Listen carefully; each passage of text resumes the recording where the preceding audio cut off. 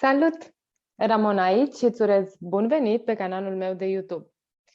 Astăzi m-am gândit să împărtășesc cu tine câteva semne după care recunoști o persoană care are mentalitate de victimă. Cu toții cred că am jucat în viața noastră rolul de victimă la un moment dat și câți dintre noi nu am dat vina pe sora sau fratele mai mic când am spart o farfurie. Și câți dintre noi nu am aruncat răspunderea asupra unui coleg de muncă atunci când lucrurile nu au mers cum trebuie la locul de muncă. Dar victimizarea este precum mâncarea nesănătoasă, pentru că pe termen lung îți face rău. Și realitatea este următoarea. Oamenii cu o mentalitate de victimă își vor îndepărta prietenii, rudele și colegii de muncă. În continuare vreau să-ți prezint câteva semne care te vor ajuta să identifici o persoană cu mentalitate de victimă și îți voi da și sfaturi despre cum se poate îndrepta sau ce poți face pentru a ajuta o astfel de persoană. Un prim semn este că o persoană cu o mentalitate de victimă nu își asumă responsabilitatea. Și acesta este un indiciu clasic al victimizării. O persoană care se victimizează nu are capacitatea de a recunoaște că a contribuit într-o măsură mai mică sau mai mare la crearea unei probleme sau a unei situații în care se află. În schimb, va arunca vina pe altcineva sau pur și simplu va refuza să recunoască rolul pe care îl joacă în perpetuarea problemei. Nu va spune în mod direct, sunt victimă, însă în mod indirect va lăsa să se înțeleagă că este martiră. Care ar fi soluția? Fiecare situație și eveniment din viață ne oferă oportunitatea de a crește. Poate că persoana care se victimizează nu este pe deplin responsabilă de ceea ce i s-a întâmplat, însă trebuie să o întrebi dacă nu a contribuit și ea la crearea situației într-o oarecare măsură. Această întrebare o va determina să fie mai responsabilă, mai matură și mai cooperantă și, în plus, o va ajuta să evite situații similare în viitor. Un al doilea semn este că se simt blocați și nu fac progrese. Victimele simt că sunt la mila oricărei persoane și situații. De obicei, persoanele cu mentalitate de victimă nu fac progrese în viață pentru că se simt neputincioase. De aceea viața lor stagnează. Și dacă i-ai întrebat de ce, ei ți-ar da o lungă listă de motive. Partea esențială este aici că victima nu va spune nimic despre vreun plan de progres în propria sa viață. Care este soluția? Victima trebuie să înțeleagă că anumite modificări de comportament și atitudine vor avea efecte semnificative. Încearcă să o ajuți să-și facă o listă cu țeluri mici, ușor de atins, care să o ajute să se apropie mai mult de scopul său în viață. Verifică dacă a făcut pașii pe care și-a propus și îndeamnă să facă și singur acest lucru. Mergem mai departe.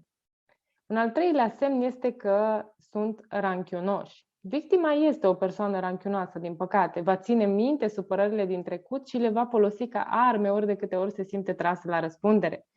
O victimă va scoate la iveală amintiri și evenimente din trecut în care probabil că a fost rănită. Dar o va face doar pentru a justifica de ce nu se schimbă, de ce nu schimbă atitudinea, viața sau situația în care se află. Aceste răni și supărări din trecut nu fac decât să-i perpetueze mentalitatea de victimă. Care ar fi soluția? Simplu. Trebuie să treacă peste supărări. Victima are nevoie să înțeleagă că ranchiuna nu face decât să îi împiedice propria dezvoltare și că aceasta nu ajută nimănui în niciun fel, deși ea nu vede lucrurile astfel. Victima trebuie să înțeleagă că atunci când va renunța să mai dea vina pe alții, își va recăpăta controlul asupra propriei vieți și stăpânirii de sine, ceea ce va avea un singur rezultat. Va înceta să mai fie o victimă. Un al patrulea semn. Nu au încredere în propriile lor forțe.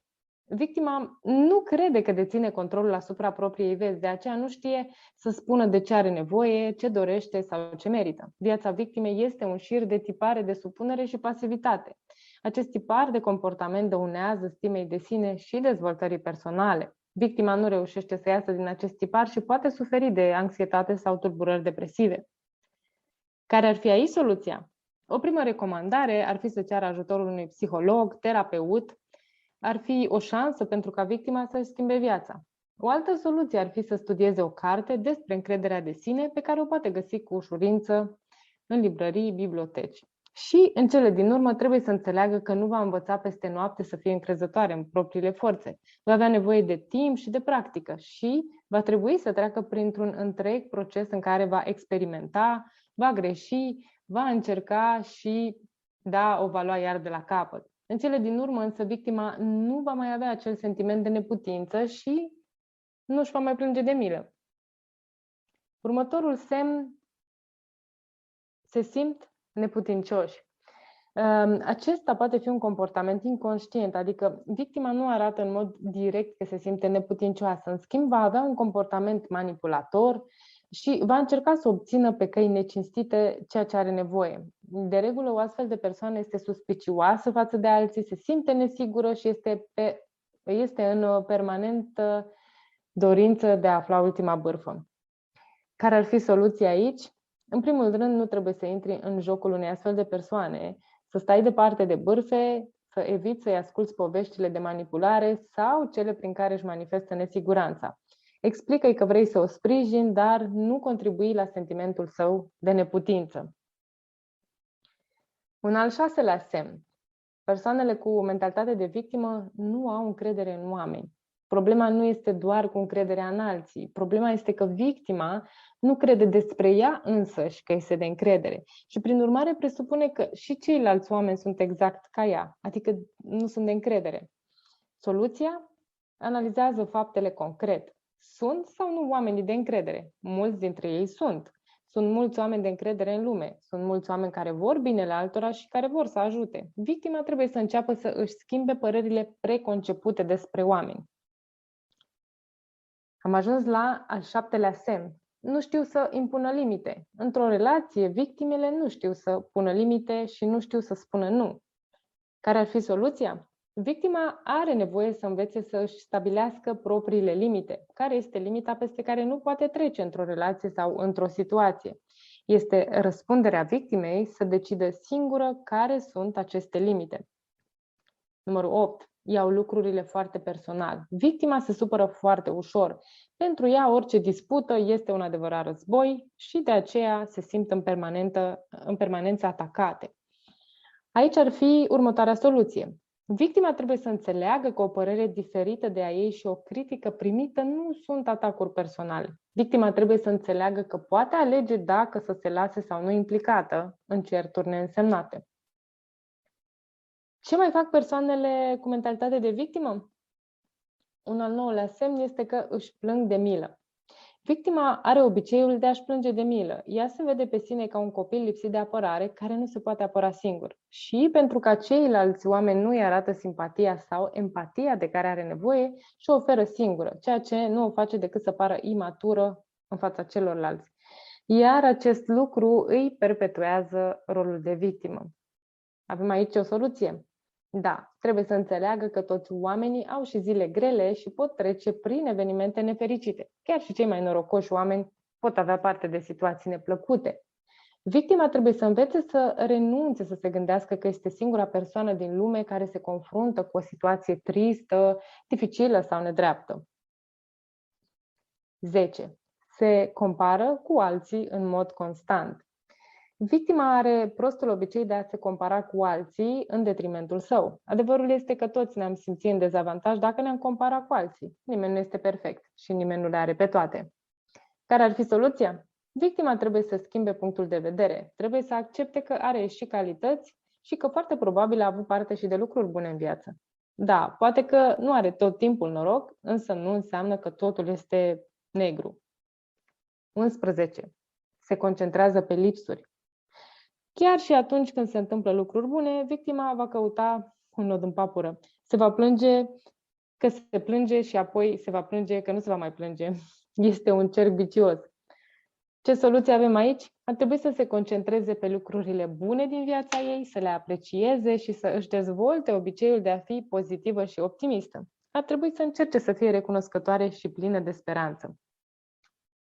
Am ajuns deja la al 12-lea semn. Sunt foarte critici. Victima simte nevoia de a-i devaloriza pe alții și de a le găsi defecte. Astfel, obține ea un sentiment de superioritate. Ce soluție avem aici? Victima ar trebui să-și concentreze energia ca să-i ajute pe alții să se dezvolte. Acest lucru se va reflecta în mod pozitiv și asupra ei. Al 13-lea semn, secret perfecți. În mod ironic, când există șansa să fie prinși cu greșeala, acești oameni brusc sunt perfecți.